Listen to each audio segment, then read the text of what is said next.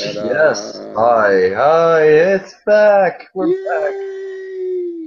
Where I am broadcasting from a remote location, not in the bunker that I normally broadcast from. I'm visiting my mother's house, and when you said you couldn't come down, I thought I don't have to head back to Boston, so I'm here. But unfortunately, internet is not good. Mm. Not as good as I want it to be. Mm. I'm Do you have a choking cough as on a well? bad internet Are connection. we both sick? No, I'm not sick.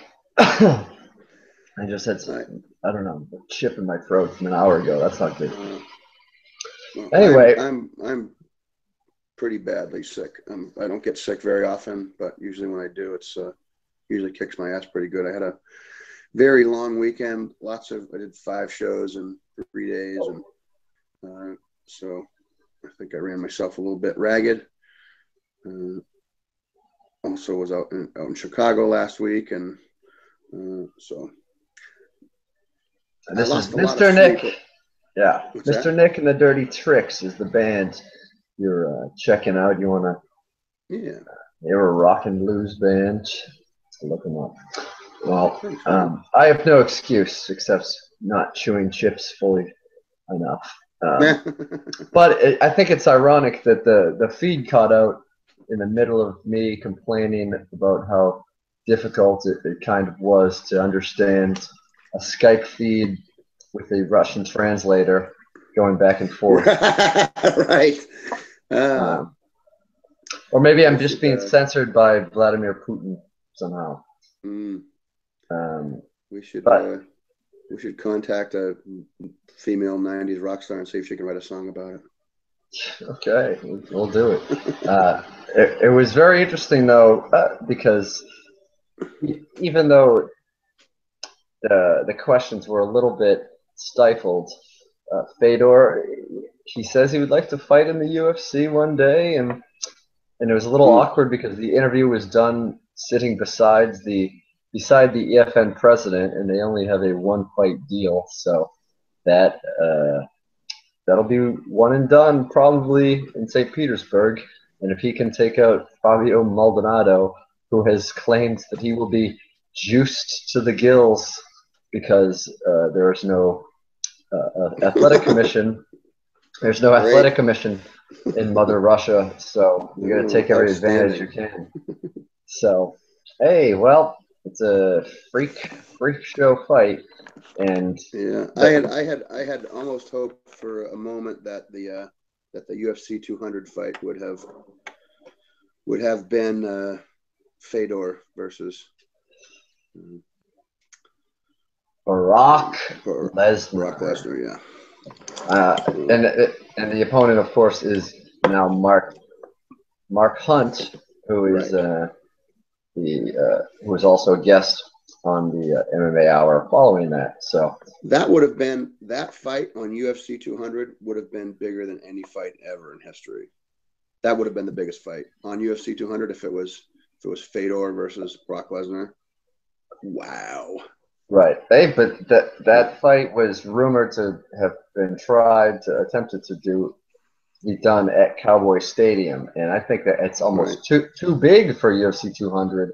They would Mm, have to go to an outdoor arena to fit the amount of interest there would be. I mean, and it could be a case of the Floyd Mayweather Manny Pacquiao syndrome, where is it too late? I think there would still be mm, interest, but there wouldn't be as much interest as when Brock was in the UFC before and right. Fedor was the king of pride and uh, before he was ultimately defeated by Verdum and a little bit of the shine taken off. Regardless, it's not happening. It's still Mark Hunt, still an interesting matchup. And one thing that I wanted to point out is I've read Mark Hunt's book. It's cheaper to get it on Kindle because you don't have to get it imported from Australia. And I've Huh. read Brock Lesnar's book. So this will be the first time in my All life right. that I've seen. This will be the first time I've seen a fight between two authors. Huh.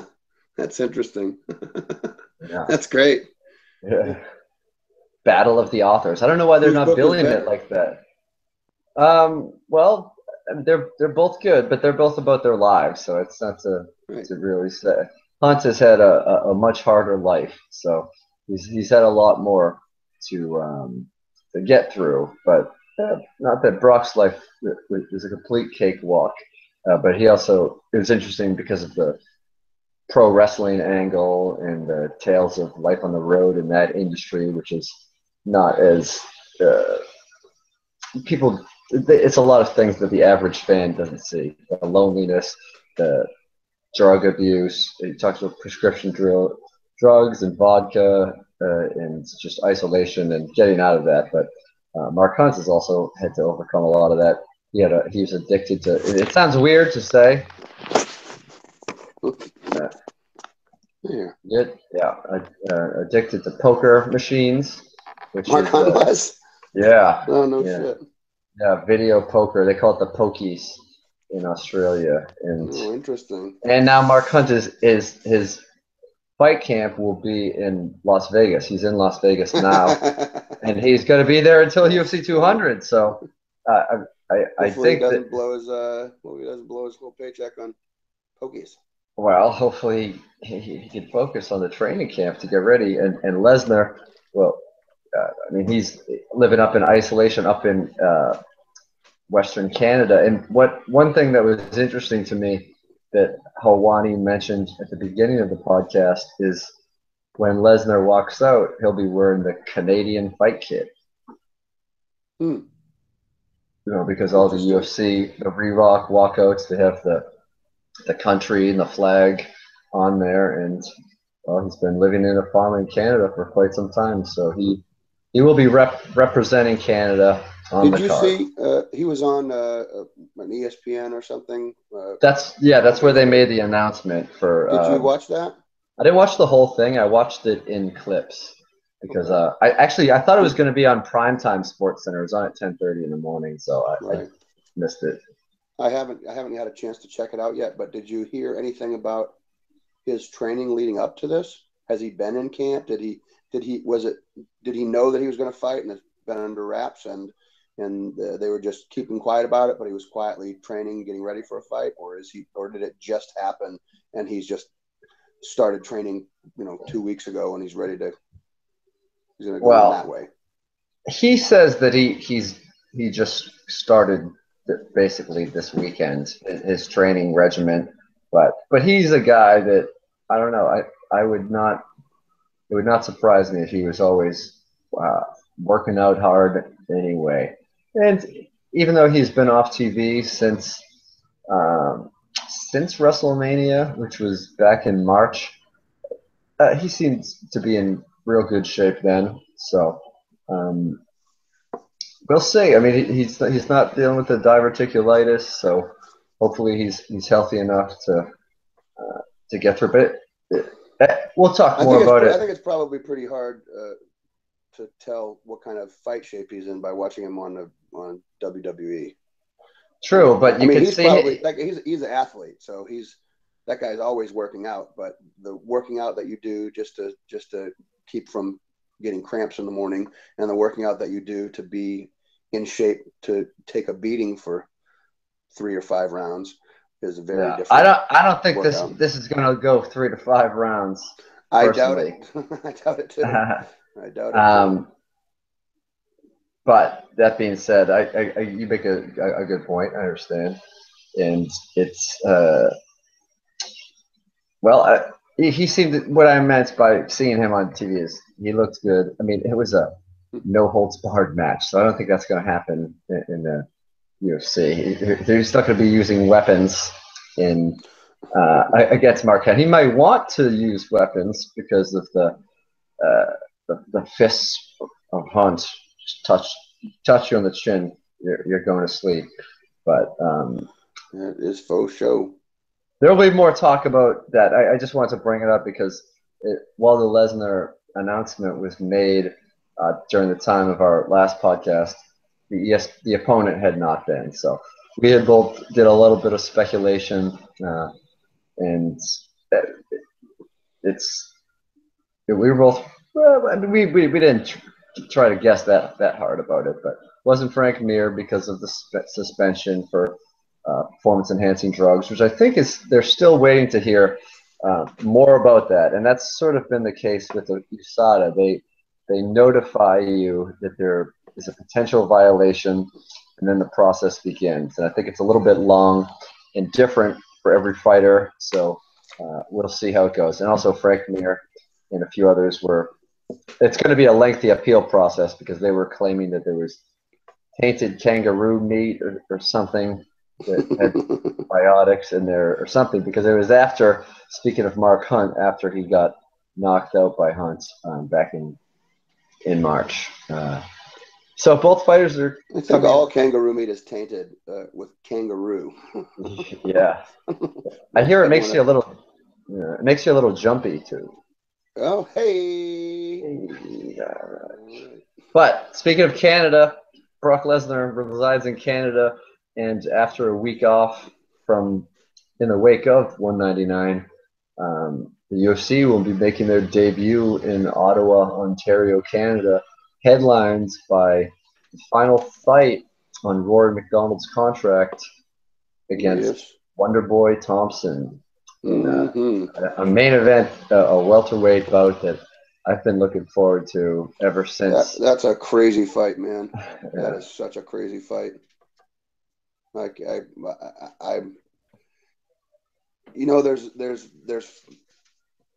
there's a handful of fights that really make me get super excited. That's a really exciting fight to me. That's could easily be a title fight. Either of these guys could have had the title now for 3 or 4 fights already. So, hang on a second.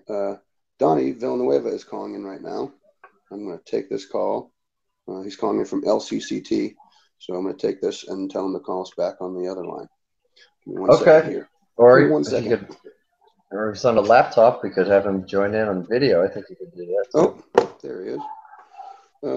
Hang up.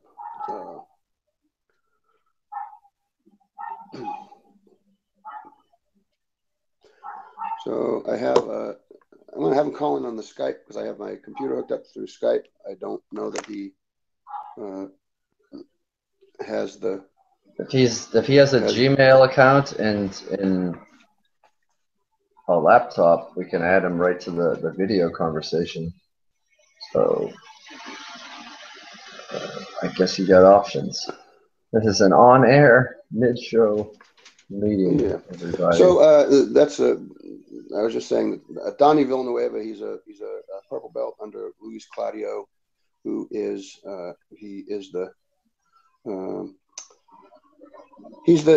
head instructor at LCCT in Schaumburg, Illinois. And for those of you that don't know about LCCT, he's a black belt. Luis Claudio is a black belt under Rickson Gracie, and he's the guy who is the innovator of the go-go choke, who some of you will remember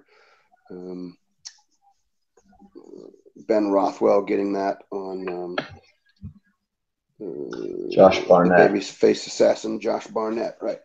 So Ben Rothwell trains there. Also, there's been a convergence of camps. The people from Sikh Jitsu over in Washington State have been flying out. Michael Chiesa, Juliana Pena, all those folks over at Sikh Jitsu have been flying out and training with Luis Claudio. I was in Chicago last week. I got to train there. I got to train there one other time. Donnie's a really cool guy. So I'm going to tell him to give a buzz in right now, and we can talk about all those fighters.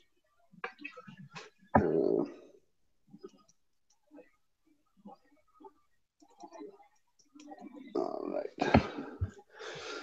Well, I just texted him to give us a buzz. I also on that card in Ottawa is Tammin McCrory's next fight. And so I messaged him the other day. I'm trying to get him on this podcast as well. So he might be editing him in at the end of this podcast. I'm gonna do those calls later.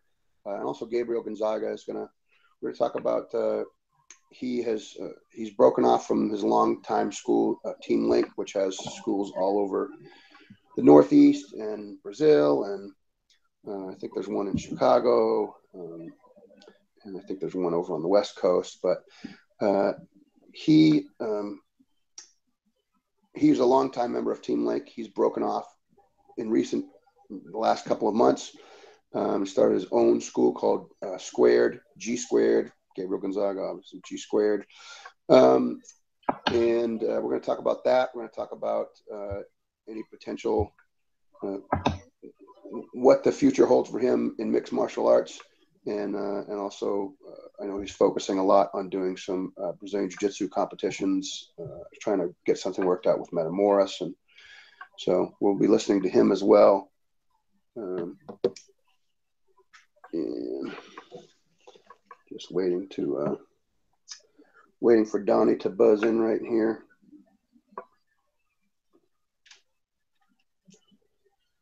All right. I can edit all this stuff out, except for on the Google Hangouts. Anybody watching on YouTube has to deal with all this downtime that we've got going on right now. While we're waiting for Donnie, I guess we can continue the conversation we were having about Wonderboy Thompson and Roy McDonald, and any other thing you want to talk about for the rest of that card. Well, from top to bottom, it's a pretty good representation of Canadian MMA, and for sure. And can you hear that? Nope, I can only hear you dropping things on your desk. All right. Donnie Villanueva. Good. How you doing, my man? We're trying to figure out how to do this on the podcast. I've got my co-host